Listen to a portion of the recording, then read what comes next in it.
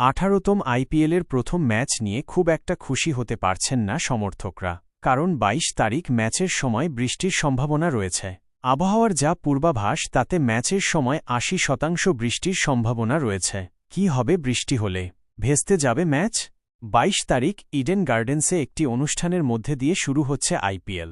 শাহরুখ খান সঞ্চালনা করবেন, পারফর্ম করবেন শ্রেয়া ঘোষাল, দিশা পাটানি ও করণ আউজালা। পুরো বিনোদন প্যাকড সন্ধ্যের অপেক্ষার রয়েছেন সকলে, কিন্তু সেটার আগে একটা ধাক্কা।